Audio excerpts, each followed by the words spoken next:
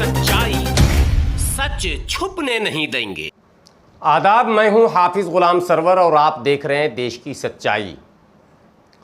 पूरे देश में ये खबर बड़ी तेज़ी से फैल गई है कि आज़ाद पत्रकारों को लगाम लगाया जा रहा है, यानी कि वो तमाम पत्रकार जो सरकार की नाकामियों को उजागर करना चाहते हैं, उन पर नकेल कसने के लिए आईटी के रेड कराए जा रहे हैं। भारत समाचार का आपने सुना ही होगा। भारत समाचार के तमाम मुलाजिम, ब्यूरो चीफ से लेकर एडिटर से लेकर स्टेट हेड और वो तमाम जुड़े हुए लोगों के घर पर बारी बारी से आईटी के छापे पड़े और घंटों उनके घरों की तलाशी हुई। दैनिक भास्कर की भी खबर आप तक पहुंच गई होगी कि दैनिक भास्कर के भी तमाम शहरों में इनके दफ्तर जितने भी हैं, तमाम दफ्तरों पर छापेमारी हुई और उससे जुड़े जितने जिम्मेदार हैं उनके घरों पर भी छापेमारी हुई। अपुष्ट खबरें ये भी आ रही हैं कि द वायर के ऑफिस में भी सरकारी अमला पहुंचा और वहां भी कुछ पूछताछ हुई है। हालांकि आईटी रेड की खबर नहीं अभी आई है। ये बताया जा रहा कि शायद सरकार की मंशा सही नहीं है। अभी पेगासस का मुद्दा गर्म है। जो निजता का अधिकार है संवैधानिक, उसको भंग किया गया है, ऐसा आरोप विपक्ष के द्वारा लगाया जा रहा है।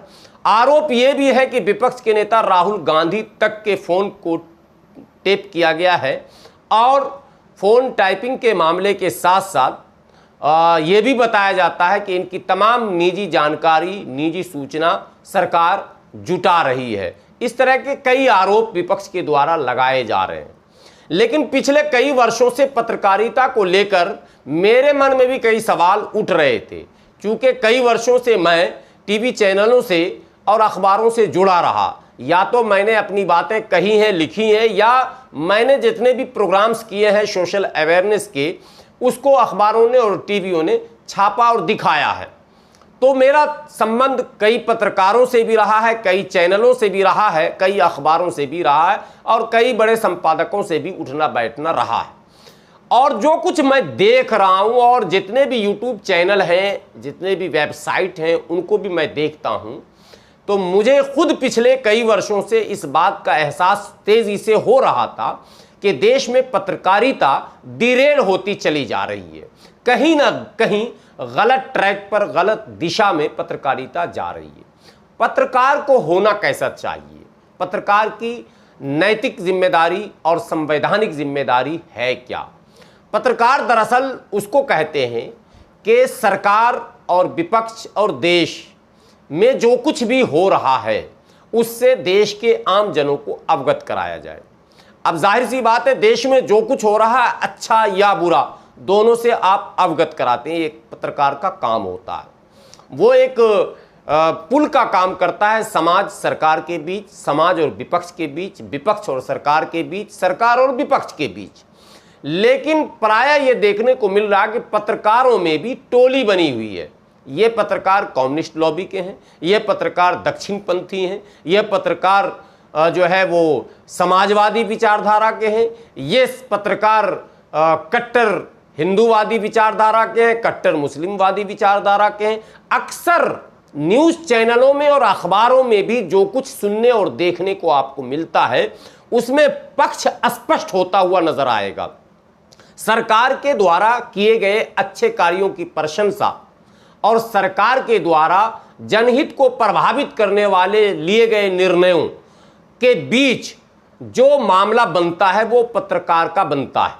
पत्रकार ही बता पाता है कि राफेल में वाकई कहां कहां डीलिंग में कमी रही। लेकिन भारत में ये देखा गया कि एक पत्रकार है जो लगातार ये चिल्लाता रहा कि बहुत बड़ा घोटाला हुआ और ये हुआ और वो हुआ, जबकि एक बहुत बड़ा समूह सरकार को बचाने में लगा रह गया। सच्चाई आज भी गर्भ में है, पता नहीं देश को कि वाकई हुआ क्या। इसी तरह से अनेकों उदाहरण हैं जिसमें पत्रकारों ने अपना एक पक्ष ले लिया और नतीजा ये हुआ कि सच्चाई अब तक सामने नहीं आ सकी। ईवीएम को लेकर हजारों सवाल उठते हैं, लेकिन पत्रकारों ने इस पर एकजुट होकर पत्रकारिता का जो कर्तव्य है उसका निर्वहन करते हुए एक सही रिपोर्ट कभी भी पेश करने की कोशिश नहीं की। चुनावों में धांधली, चुनाव आयोग के क्रियाकलापों को लेकर और अनेकों राजनीतिक दलों और सरकार में बैठे लोगों को लेकर, यहां तक के न्यायाधीश के कारनामे को लेकर भी सवाल तो उठते रहे हैं, लेकिन पत्रकारों का पक्ष अलग अलग रहा है। पत्रकार को होना कैसा चाहिए? सच को दिखाना अगर जुर्म है तो इस जुर्म को आपको स्वीकार करना चाहिए और करना पड़ेगा, लेकिन सच कहते किसे हैं, यह एक सवाल बना हुआ है। क्या सरकार के खिलाफ निरंतर बोलना यह सच है? मैं समझता हूं यह भी सच नहीं है। यह भी उसी तरह का झूठ है जिस तरह से वो पत्रकार जो सरकार के पक्ष को ही सच साबित करने में अपनी सारी ऊर्जा लगाए हुए हैं। सरकार का विरोध करने में भी सारी ऊर्जा लगाना यह भी कहीं से न्याय संगत नहीं है। सच्चाई यह है कि पारदर्शिता के साथ और निर्भय और निडर होकर आप अपनी बात रखें।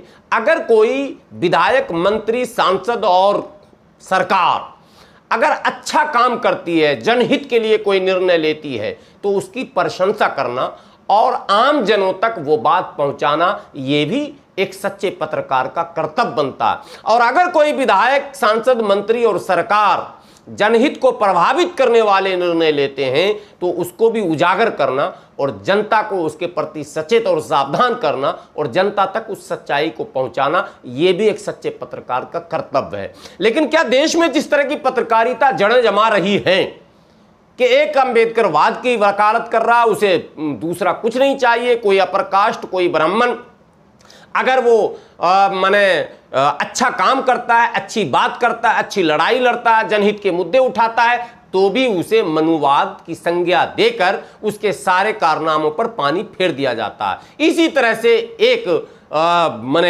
दलित वर्ग का अम्बेडकरवादी कोई अच्छा काम करता है, कोई अच्छी बात करता है, कोई अच्छा लिखता है, अच्छा बोलता है या अच्छा करना चाहता है, तो उसे एक दलित वर्ग कहकर उसके सारे कारनामों पर पानी फेर दिया जाता है। इसी तरह से भारत का माइनॉरिटी, चाहे वो मुस्लिम हो, सिख हो, ईसाई हो, जैन हो, पारसी हो, बौद्ध हो, इसमें से कोई भी व्यक्ति अगर एक अच्छी बात, एक अच्छा रोड मैप देश के लिए, एक अच्छा प्लान देश के लिए लाता है, एक अच्छी पॉलिसी देश को देना चाहता है, तो उसे भी कहीं ना कहीं उसकी भी अनदेखी कर दी जाती है केवल इसलिए। तो ये सारी चीजें जो लोकतंत्र के चौथे स्तंभ आप कहते हैं, तो यहां तो लोकतंत्र ही आप खतरे में डाल रहे हैं। तो चौथा स्तंभ क्या माने रखता है?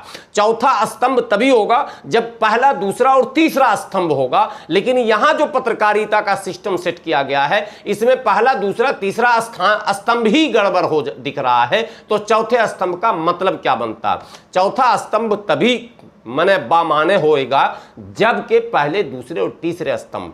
आज न्यायपालिका पर प्रश्न लगातार उठ रहे हैं। सैकड़ों पुराने मुकदमे हैं, कई वर्षों से निचली अदालतों से लेकर माननीय उच्चतम न्यायालय तक 25-25 और 30-30 वर्षों से मुकदमे और उसके फाइल धूल जो है फांक रहे हैं, लेकिन उस पर निर्णय नहीं दिए जा रहे हैं। जबकि बड़ी बड़ी पार्टियों और बड़े बड़े उद्योगपतियों के मुकदमे मिनटों में निमटाए जा रहे हैं और आदेश दिए जा रहे हैं। अभी ताजा घटना जो है, खोड़ी गांव है दिल्ली के बॉर्डर पर, आप देखेंगे गरीब बसा हुआ है, उस पर सुप्रीम कोर्ट का आदेश आ गया। वहीं बराबर में होटल्स हैं और बड़े बड़े फार्म हाउस हैं, उस पर अब तक कोई आदेश नहीं है। यह दर्शाता है कि अभी सवाल करने की गुंजाइश है, और अगर लोकतंत्र है तो सवाल लाजमी है लोकतंत्र में, और सवाल ही का नाम असल लोकतंत्र है।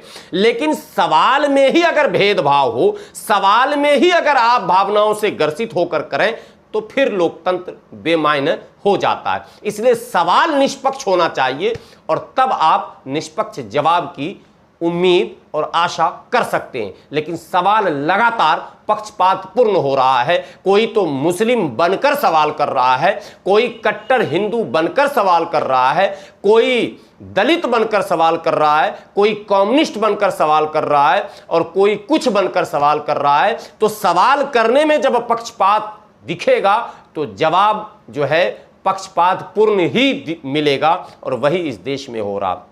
बहरहाल जो कुछ भी हो रहा है वो अच्छा नहीं हो रहा है, चाहे वो भारत समाचार का मामला हो, चाहे वो दैनिक भास्कर का मामला हो, चाहे वो द वायर का मामला हो। मामला बहरहाल ये जो है वो गंभीर है, चर्चा इस पर होनी चाहिए। भारत समाचार के विषय में इतना ज़रूर मैं कह सकता हूं कि बहुत हद तक पत्रकारिता के मामले में ब्रजेश मिश्र जो संपादक है भारत समाचार के, निष्पक्ष पत्रकार के रूप में उन्होंने अपने नाम को स्थापित किया है। कई डिबेट्स में उनके पैनल में मैं भी रहा हूं और मुझे भी लगा है कि उन्होंने सवाल में कभी भी पक्षपातपूर्ण सवाल नहीं किया और सभी पैनलिस्ट को सम्मान के साथ उनकी बात रखने का अवसर दिया और एक निष्कर्ष भी समाज के सामने रखने की कोशिश की। कुल मिलाकर भारत समाचार को हम पक्षपातपूर्ण पत्रकारिता से अलग रखते हैं, चूंकि सरकार के पक्ष को भी जो अच्छे कारनामे थे उसको भी भारत समाचार रख रही थी और ऐसे बहुत सारे